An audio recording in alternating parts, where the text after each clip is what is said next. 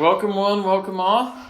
Episode 17, I think. We're almost to the Super Bowl. Remember? No, not No, because the Super Bowl is like 50-something. Oh, we could get there. But episode 17, about 90% confident that's what episode this is. And Three Brothers Talking. We're back in a Two Brothers Talking setup. Andrew's in the middle. Andrew coaches soccer, so he's a good dude that gives back to kids and all that to the community, building the next generation up. He does, and he's a really good soccer coach too. So he is in the midst of soccer season. It's a little busier for him than normal.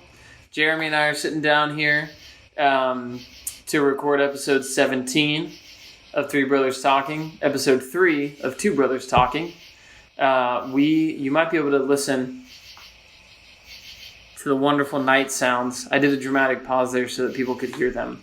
I'm going to laugh if no one hears anything. They probably won't be able They'd to. be like, wow, that sounds stupid. Yeah, it probably did. It's okay. Wouldn't be the first thing that sounded stupid on our podcast. I didn't want to say we talk on here all the time. But we're recording this nice in the evening. We're like a couple of hillbillies that have our Jeremy's garage door open, having some standing in the garage beers as we talk episode 17. These citronella things are really helping. That was a moth, not a mosquito. So far, I don't think I've gotten bit. I think I've probably already gotten a lot of bites. I drive my wife crazy because I will tell her about mosquito bites that I get because they annoy me, and so I'll just it's just like a running joke at this point. But I always get bit. She never gets bit. Like, she'll get bit like twice. We go to a bonfire, she'll get bit like once or twice. I'll get like 30 bites on my legs. And that's really not an exaggeration. I've had 30 bites before. Anyway, it's not impressive. It's ridiculous, and it's even dumber that I chose to say that on the podcast. But it's content. It's content. So if I've learned anything from 2019, it's that you just want a lot of content. You don't need it to be good. What the influencers all do. That's what the influencers all do. All you need is content. We should just become influencers. We might just become influencers. We can strike it big. Depends on how well this all goes. Like, we're sitting here in our Black & Decker kids. That's right. Black & Decker is sponsoring this episode because we don't need to go into how, they just are. Yeah. But this is actually a good idea, good time, because we haven't said this in a while. A couple of things for the podcast. One, we are getting more reviews or more ratings on iTunes, which is cool. But please do also review us on iTunes. Ratings are good. Reviews are even better. So give us your honest 5-star review. That's really helpful for us. If you have a 1-star review, email that to us at threebrotherstalking@gmail.com so we can delete it before it goes on iTunes. And we can improve. Maybe it's something we said that was wrong. Well, yeah. Yeah, that's true. Yeah, if we said something wrong, whatever. We're open to constructive criticism, I think. But we are always trying to think up new things to talk about, and we want to talk about things that people want to listen to. Yeah. Give us your ideas if you have things that you've never heard somebody talk about, or if for some reason you're curious about what we think on a biblical topic or a life topic or something. Would you watch this movie? Things like that. Give us any idea. We can't promise to use every idea, but we can promise to use some of the ideas. We could probably use one of them at least. I can guarantee we'll use at least one if it's good. Yeah. So, but anyway, just send them to us, and we would always appreciate that. You can do that Facebook. You can do that on Twitter. We're at 3BT Pod on Twitter and Instagram. We are also on email. I almost said Gmail. We're on Gmail.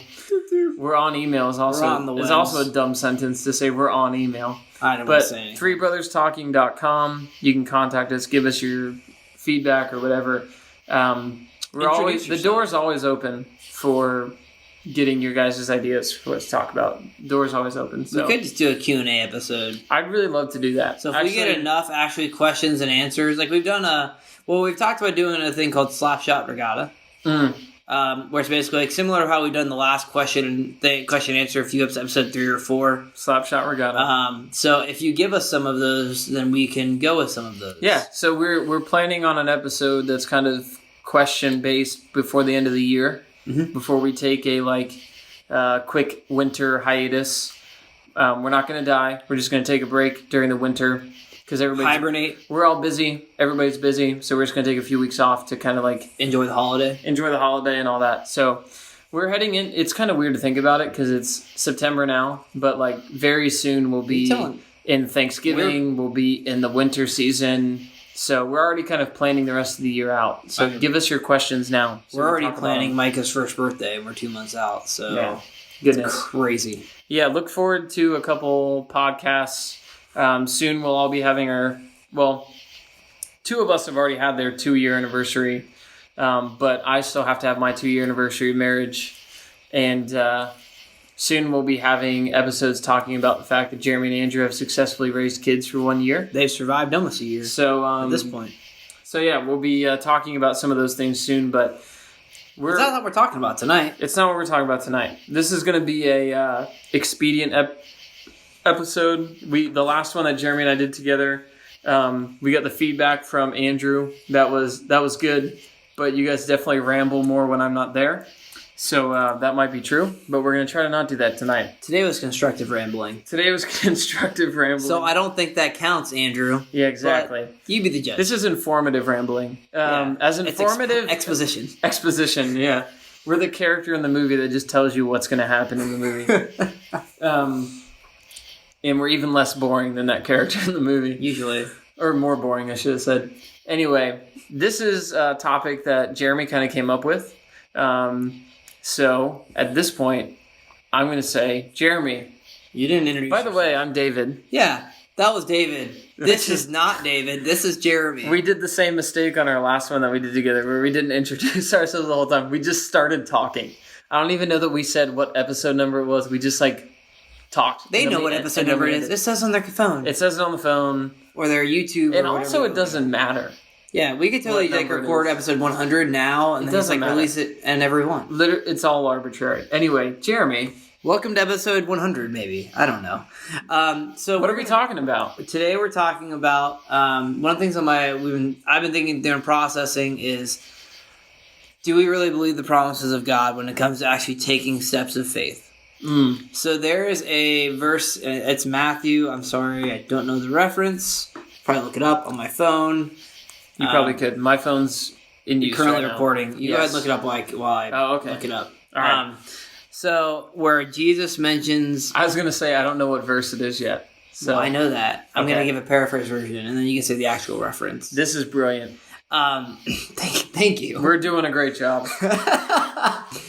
So where Jesus says... I don't even know where your Bible app is. Just search for... Oh, I found it. Okay. This is the worst. No, it is. Where Jesus says, blessed are those who... This is a terrible paraphrase, but...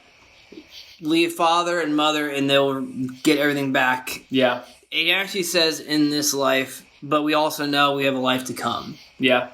So, and I know I've talked to Faith, my wife, and talking to other people. I'm like, man, it'd be great if we were at this point, just to say financially.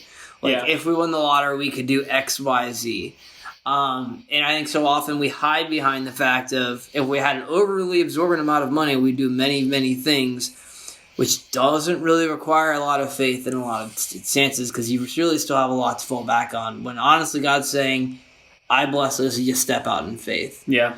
And so this is coming off of another... I was reading and processing it. We were kind of just spitballing, what if we did win the lottery? What would we do with it? Yeah. Kind of thing. Who would we give it to? How would we distribute the wealth? What would we use for our kids, our friends' kids, and churches and stuff like that? What could we do to build the kingdom? And all the while I was thinking... Later on, I was thinking and processing one night when I couldn't sleep because of our dog and kid. What's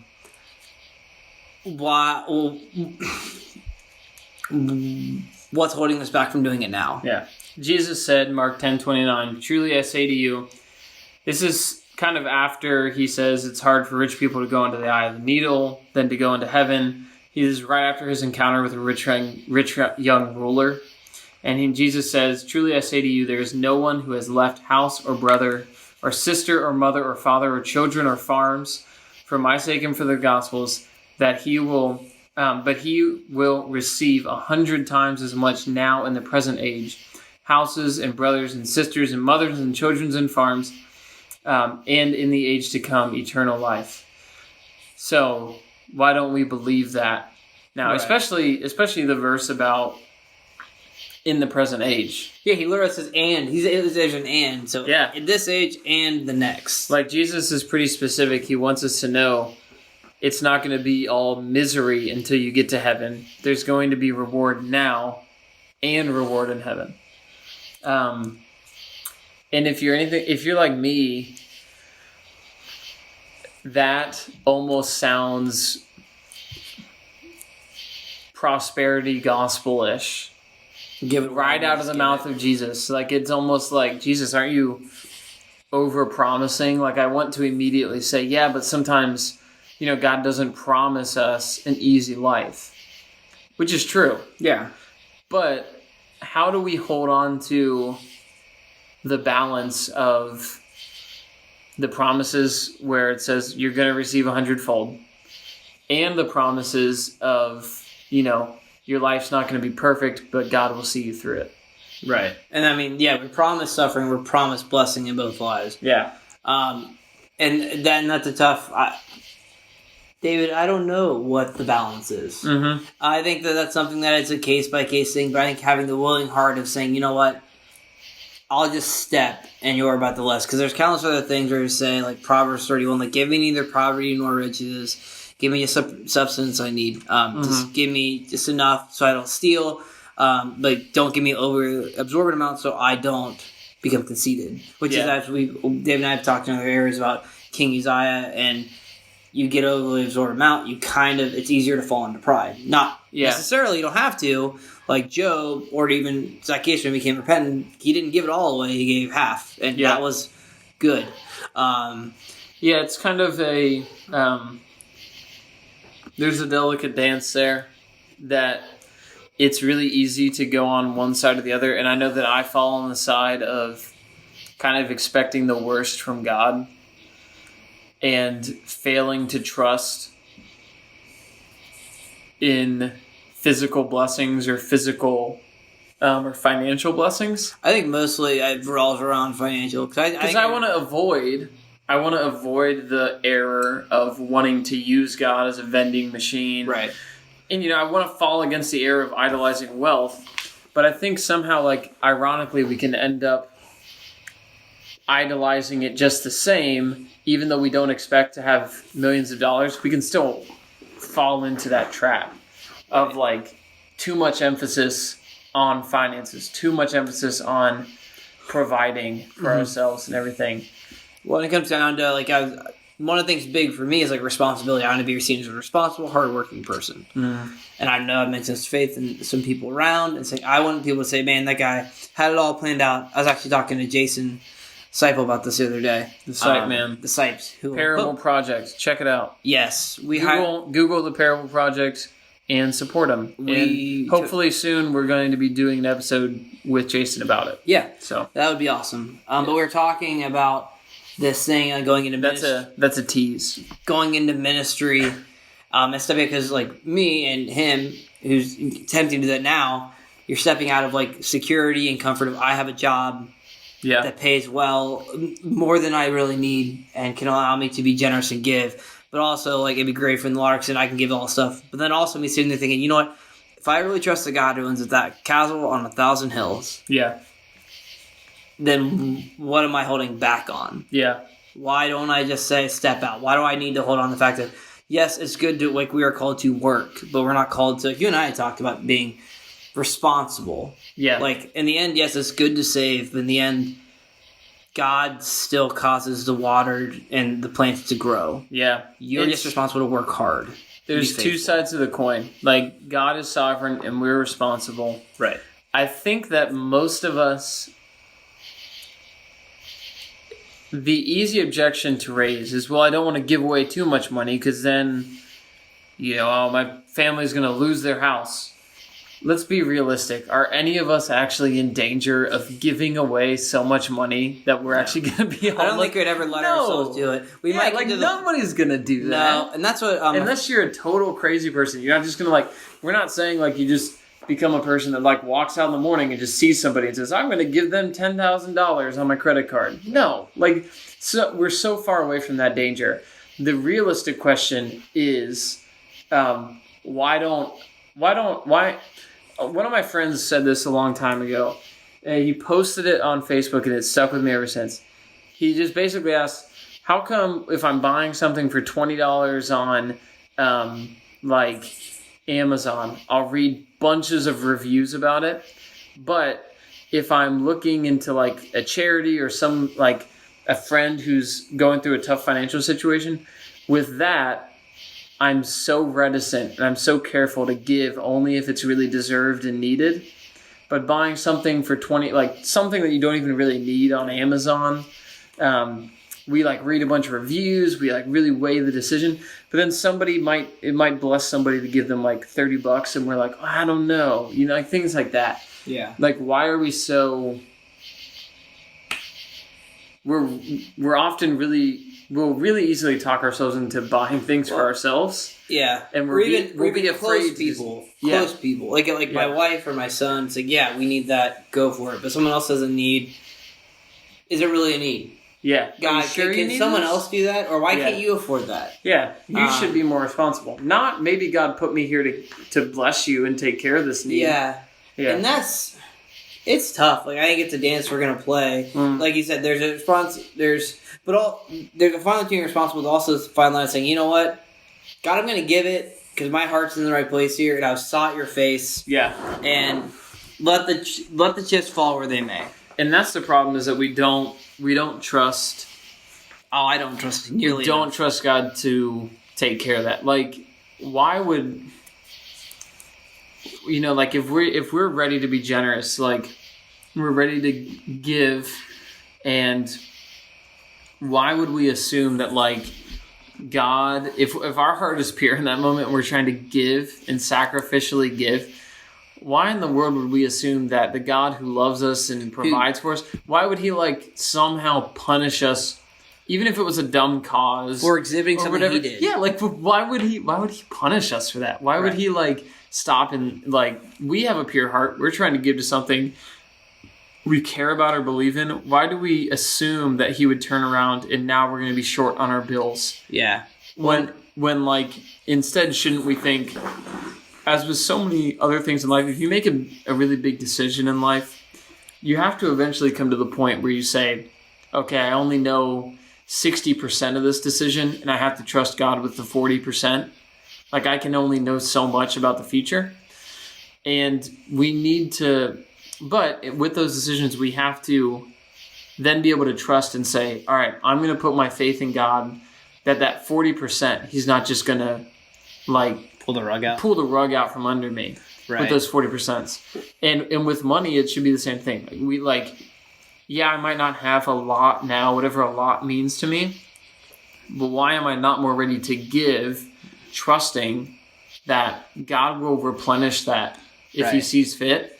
And there's so many promises and so many proverbs that talk about the fact that when we are faithful with a little, God will give us much. Right. And I think so often we sit there and say, okay, being faithful in little means I'm going to give tithing. Yeah. And then I'm just going to pay my bills. Yeah.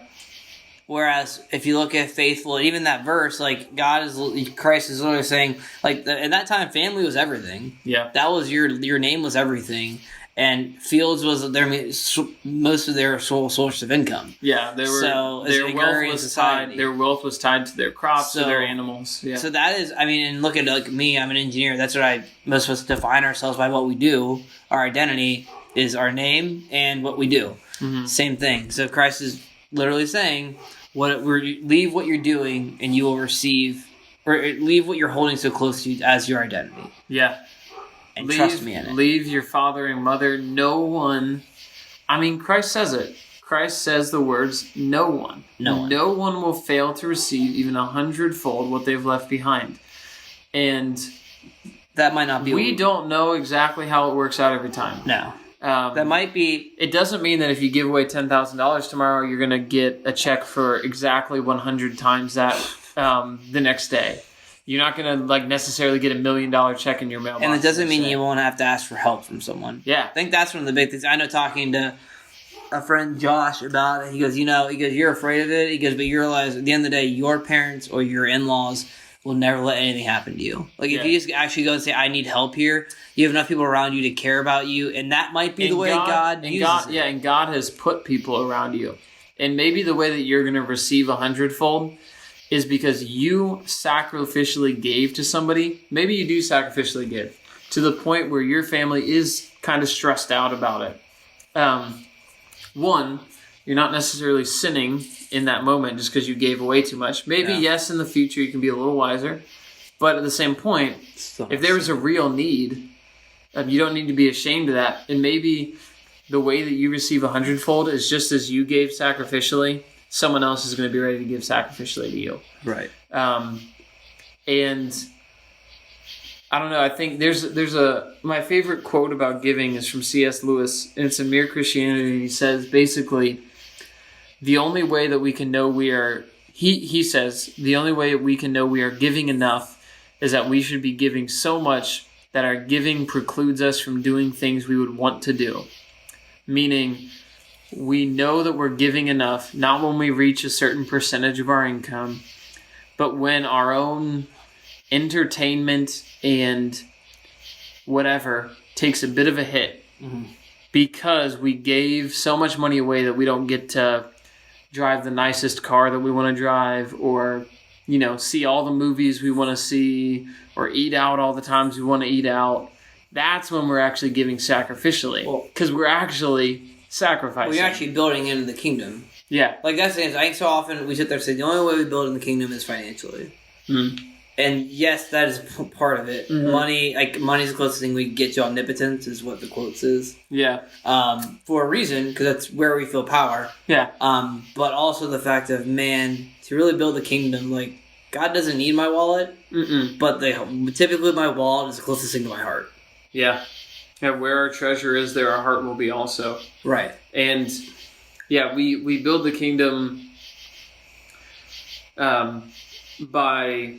Not only by finances, we build it in a million ways, but we can't leave our finances out of it. No, it's a very real part of it. It has to be. So, how would you... I want to be clear. We are absolutely so far from believing anything close to the prosperity type gospel that says, sow your seed of faith and God will bless you, give to this ministry or that ministry, and then your finances are going to become better and you're going to be healthy and whatever. That's a bunch of baloney. Don't believe a word of it. You cannot give so much that God will promise you to be never sick again, never poor again, whatever. But there's a promise that God will take care of you. Right. And He will bless you. And even if we don't see a material blessing in this life, we can rest in the promise that God will bless us in this life. Christ says He will give us 100-fold. That may or may not be financial or physical. It may be that we find the greatest amount of peace and joy when we become sacrificial. We might receive 100-fold of the happiness and joy through giving away of our wealth. I would venture to say 100% of the time, the more we give, the happier we become. Right. Absolutely. The more we give, the more joyful, the more we give, the more freedom in our life we have to rely and rejoice in Christ. Right, and that goes down to going back to what we talk about, everyone have a weakness, and in my weakness there's grace. Yep. In my weakness I am strong. And that is typically where I feel the weakest in a lot of ways, because I could always earn more, I could always earn less. For most people, I would say a lot of men, that is the easiest way to feel weak is money. It's easy you can easily see it's a number. It's a number value. Yeah, you can easily see. It's like a quantified amount of your strength. I am worth this amount. Yeah, exactly. Even that sentence, yeah. Right. And this coming from, like, some days it's like, man, God, do you really need my 10%? Or do you really need my 20%? Like, going back to the Old Testament, it's like 23 or 33% in some cases. 23 and a third, baby. And it's like, man, what are you after here? And God's like, I'm just after you wholeheartedly to trust me. Yeah. I just after you. Yeah, God does not need your 10%. He doesn't need your 23 and a third %. And He is not waiting to bless you until you give money. Yeah. I want to be so careful to make sure people understand that. If you listen to any teacher that says anything about sowing a seed of faith, your ears should perk up and you should be like, wait a minute.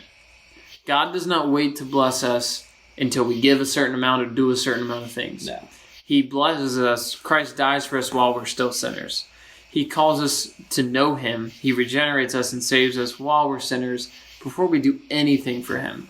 And He doesn't save us on the condition that we do anything for Him. He saves us because He saves us. Right. Because He's gracious. Unconditionally. But at the same time, He does promise to reward those who are faithful. And like we said, in this life, that may or may not look really physical and financial. You may or may not see that. But you can rest assured that at the very least, God will not forget to reward anyone when you reach heaven. Yeah. There is not a single investment we can make in the kingdom that will not pay off. Everything will pay off. And that's an amazing promise. Yeah. Like, no money that you give away is gone forever.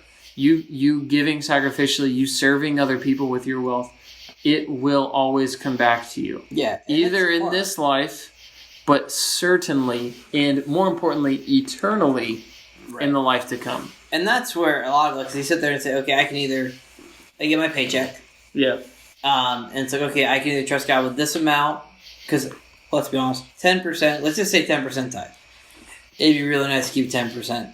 Think what you think you could do with 10%. And I know I've 10% more. This. I could do 10% more toward a mortgage to be out quicker. Yeah. I could give it to someone else potentially. Yeah.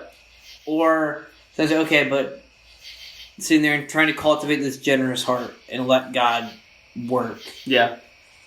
And say, okay, I'm not responsible here. This is still a gift, even though I've worked for this money. Yeah. I've worked my 80 hours or however much it is that they're paying me for. It's still a blessing that I have a job, that you're still providing these needs. I was, this isn't a unique story. I've talked about this with other people, but I was talking actually with my boss today, and we were talking about the subject of giving because he's a believer, and he was saying how in the history of his business that I'm a beneficiary of now,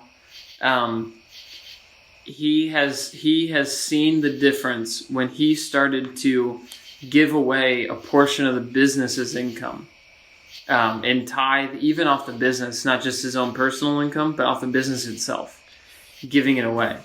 And for a million, I don't know, I just, like, he's telling me the story of how the company was so up and down for a while, and then he just became convicted, like, I should give away more. I just need to give. Like, I'm not giving. I should do that.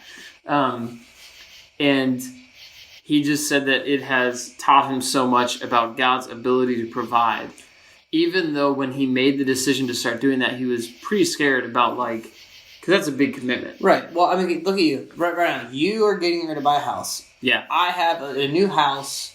Yeah. A wife we're talking about changing jobs, and a 9-month-old son. Yeah. Ideally, from the world's perspective, it would be foolish to give anything more than we have to. Mm-hmm. Like, it just is. But that's not what we're told to do, and why? Because God is not, and that's what you alluded to earlier, David. God isn't holding back for us to give, but He's also saying, I want to give you more than you even asked me for. Yeah. This life and the next. Yeah. And what that looks like, I'm not sure. Yeah. It could be very different. It will be different for every person, every family. Yeah. But in the end, we have a God who always fulfills His promises. Yeah. And there will be moments in life when months or whatever go by that you don't really have anything to give, where your balance sheet is negative. Yeah. But when it's positive, we have every reason to give and to trust. Right. And it says something about our hearts when we do not give generously. And what's great is that we're saying this on a podcast that's totally free. We're not about to end this episode with, please give to 3BT. We're not about to end this episode to give to a specific church that we're going to benefit from. This is just a reality. Mm-hmm. God commands his people to be generous givers. And because we have an opportunity to have a really powerful testimony through our giving. And it shows the fact that we have a generous giving God. Yep. To a world that is constantly hoarding and constantly still wanting to be satisfied and filled. Yep. So what is more beneficial than that? And that's what I was talking to Jason about. I'm a responsible person. So I think, okay, I save a little bit. I'll take half the paycheck now toward the mortgage, and I'll have half of the next paycheck. But then I was like, man, but in reality, I wish I could sit. I wish I could sit there and say, you know what, it's not due till the 1st of next month. God will get it there by the 31st of the 1st. Yeah. I don't need to plan ahead to that degree. Well, maybe part of responsibility is giving. Right. You know what I'm saying? Yeah, exactly what you're saying. We think of responsibility as planning our income and saving, and then giving is this other part of our makeup. Yeah. But I think the scriptures would say that if we know Christ, being generous is a part of being responsible. I would say it's Acts literally 2. It's Acts 2, it's 2 Corinthians 8 and 9. I would say it's not just part of being responsible. I would say that we're not responsible with our money until it is serving the kingdom and not serving us. Yeah. And that doesn't mean serving well-known ministries or churches in particular. What it means is that our money is no longer just serving us. Right. It is no longer just serving our family. It's no longer serving our retirement. It's serving, by the kingdom, I mean needs. It is serving needs, and it's not just serving us. Mm-hmm. It is ready to be given away. As fast as it comes in, we're ready to give it back out. Right. And that's nothing to say. Saving is not a bad thing. Yes, save money. Giving, don't get in debt. These are all save rhythms money. of life. Yeah. Saving and giving, and trusting. Yeah, save money and don't go into debt specifically so that you have more money to give away. Right. You know what I'm saying? Saving is good. Do that. And there's proverbs about that. A wise man stores up excess in his barns, so that he can be prepared for times of famine and times of growth. He can be ready for that. So save and don't get into debt. There's a million proverbs about the borrower being slave to the lender, and we just want to be slaves to Christ. We don't want to be enslaved to anything else with our wallets. So slave, don't go into debt, all those things. But the reason for those things is because we want Christ to be magnified in all of our lives. Right. Especially, and not forgetting, we want him to be magnified with where our money goes. Right. And we don't want it to serve us. And we don't want it to, as scary as it can be, we don't want it to just sit in our bank accounts. Whenever you start giving, there will be moments of, and I don't do this perfectly. I can't pretend to be the most generous person on the planet. I'm just thinking about moments in my life where I maybe gave away individual gifts or something that were bigger than normal, or weren't to a church, but were to somebody in particular. There are moments where you're right before you do it, and you're second guessing, and you're a little bit I'm a little bit freaked out at how much I'm about to hand off. What if it's not used well? What if it's not even needed? But instead of that, we just trusted, I think it's right. God, I'll trust you to bless somebody with this. Or you're going to take care of it. And you're not going to forget about me, and I'm not going to be X amount of dollars short. You're going to take care of me. And if I really need something, you will bring that provision into my life as well, if I really need it. Yeah. It's interesting. It's interesting to me how, even through this whole conversation, I'll admit that I feel as if we constantly bump up against a prosperity type of thinking. But I know, like, it's scriptural. Like, God provides for us. Yeah. I don't know why in my brain I'm so pessimistic about the promises of God. Yeah, I'm so pessimistic about it. Yeah. Because I think, I've been through things in life, our family's been through things in life that where it seems like bad things happen. And bad things do happen. But God has also seen us through those things. And eternity has never changed. It's always the same. He always wins. He always brings us to himself.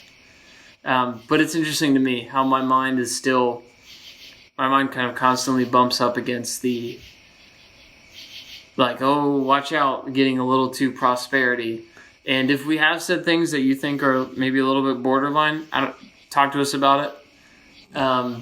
Email us or something. If you think we're too pessimistic, talk to us about it. I think this is something that Jeremy and I are both working through. Learning.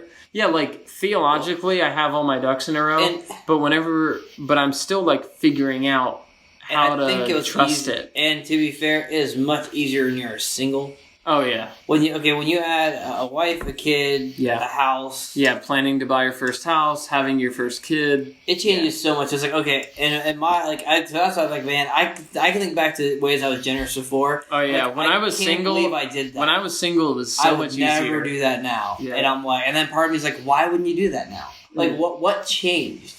Your paycheck is the exact same. Is God less powerful than like, if anything, your paycheck was less then. Yeah, probably, than it was now. Yeah. And you did it then. Definitely. Like, the scale is probably the exact same. Yeah. So what changed? God didn't change. Your worries changed. Your worries got your bigger. Picture, your view, you let something come into view that was bigger than what God is. Or at least to obstruct the view. He hasn't changed. He's still just as big, just as powerful, just as good. I want to be the type of person that does try to outgive the grace of God. You know what I'm saying? Like, well, because I don't know if you can reach that limit, but like, I want to be that. Like, I think it would be far better for us to give away a little bit too much than to give away way too little. Does that make sense? Yeah. I think it'd be way better for us to give away a little bit too much than to give away way too little. And I think most of us as Americans give away way too little. I think most of us can sacrifice more. I think most of us can give away a lot more and not even sacrifice. Yeah. Like, well, I think most of us have. I think most Americans, if you look at the stats, I think most of us have enough income, we could give away a lot more and not even really sacrifice. The practical, which a lot of companies do this, is like everyone says like just try to save 1% more every year. If you try to save 1% more every year, what if we took that same adage and said, I'm going to try to give 1% more every year? There you go. And once again, me saying that as someone who doesn't practice that right now. So take that with a grain of salt. This is an interesting episode. It's one of, I don't know that we've had any quite like this yet, where we have thoughts that aren't 100% fully formed. Well, we've had episodes where our thoughts are not fully formed, as is evidence. But an episode where our total understanding of something, we're working through it.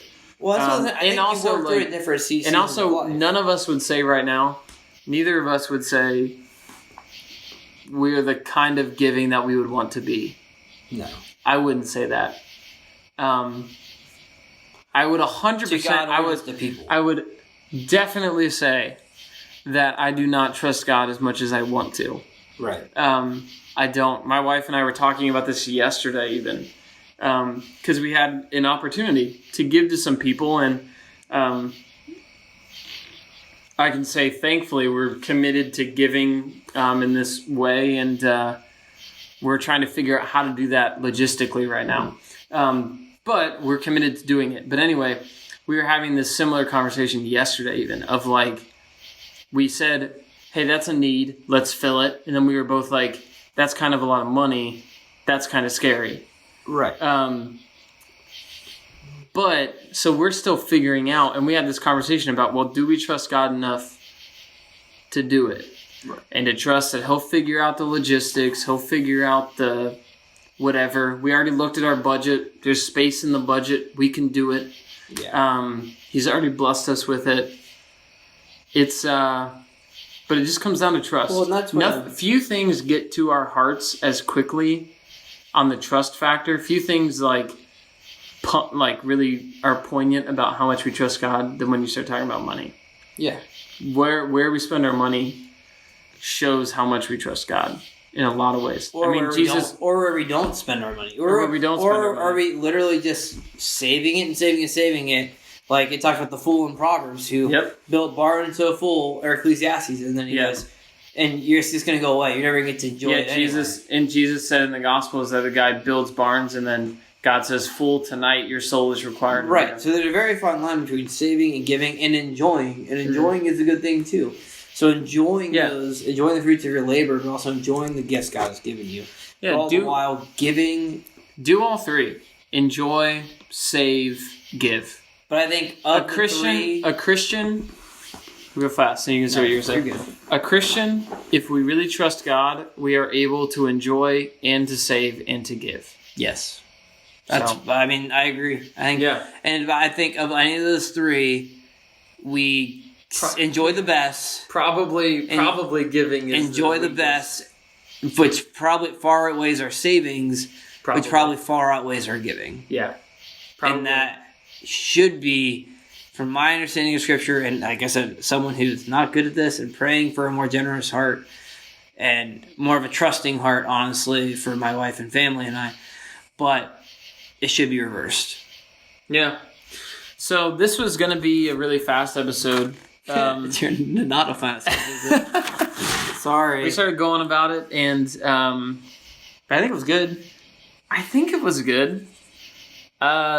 If you have any kind of feedback, we're going to listen to any of it, unless it's just, oh, you stink. Let's still listen. I'll hear that part. Yeah. And then I'll be like, this is dumb feedback. But if you have any feedback, or if you think this is a topic that's interesting to you or whatever, get back to us, 3brotherstalking@gmail.com. It's the number 3, and then the words brothers talking. At pretty elaborate because name. Brothers and talking are not numbers; those are words. Those are words. They have vowels. But you can get back to us that way. You can go to 3brotherstalking.com. You can tweet at us. You can Instagram whatever us. You can Facebook whatever us. This is probably, I think, going to be an episode that we'll do a follow up to at some point. I think it'd be great to get your feedback to follow up. Yeah, to get people's feedback. And also, we'll probably listen to it. And say, man, I said that terribly. And say, that was clumsy. That was bad. So, thanks for persevering to the end of this episode with us. It probably was clumsy. We kind of just sat down and said, let's record. Yeah, that's pretty much what we did. So, what's on your heart? Yeah, let's talk. That was literally how it started. I do have a reco. Give it to us. So, I have 2 recos. First off, football season's back. Yeah. I enjoy especially Sundays because that's one of the only days I sit down watching Sunday football, especially Sunday night football. So I enjoy that. So find something you enjoy and do it. One way I enjoy things is Sunday night football. Next year we'll do a 3BT fantasy league. And also, that would be fun. Except I'd probably lose because I'm not good. But that's okay. Champ. I'm two-time champ. Also, I'm reading, and David has read it, Peace Like a River by Leif Unger. Yeah. That might be a repeat. It might be, but I'm enjoying it now. I probably record that. But it fits well with the context of this lesson. At least I've only read a little bit of the... I read about the first 3 chapters. Yeah. Peace Like a River has nothing to do with the hymn. It's a great hymn. It is well. But this book has nothing to do with the hymn. It's a very good fiction novel. Yeah. Really good fiction. Really interesting. Leif Unger. Read it. Yep. We both like it. 2 out of 3 brothers like it. If Andrew read it, he would like it too. Yeah, he would. My wife's reading it now too, actually. Is she? Yeah, I'm excited because I've been trying to tell her, like, it's really good, you should read it for a while. Well, I'm hoping the dog works out tonight. Yeah. Let's... we really do want to hear from you guys about anything that... we probably said a few things in the episode that are good. Probably said a few things in the episode that we... We're clumsy. We'll regret. I don't know. Regret's a strong word. Maybe the way we said it. Yeah. But... maybe. rest assured, the prosperity gospel is horrible, and it's a perversion of the gospel. Yes, it's not the gospel. It's not the gospel. The real gospel does free us up to trust God and be generous. I was listening to John MacArthur, and he's talking about Joel Osteen's book, Best Life Now. Yeah. And he was talking about how he goes, if you read that and you try out the Best Life Now, I can guarantee that this will be your best life now. Oh. And I'm like, oh, that's strong convicting words and good. And from Johnny Mac. Completely true. Yeah. Anyway. Yeah. So, I don't know, maybe in the future we'll talk about the prosperity gospel or something. But, I don't know. Hopefully this is helpful to you guys. Hopefully it's encouraging. This isn't some kind of rant. I'm really happy that we get to do this in a whatever, where we're a venue where we're not like trying to trump up support for some kind of thing that we're on, because we're not. I think it's just an important thing for Christians to get, and I don't think we get it. No, I don't think we do at all. So, with that, very interesting episode of Three Brothers Talking. We have come to the end of a long episode, so thanks for listening. And we will see you guys for episode 18, coming to your devices very, very soon. See ya.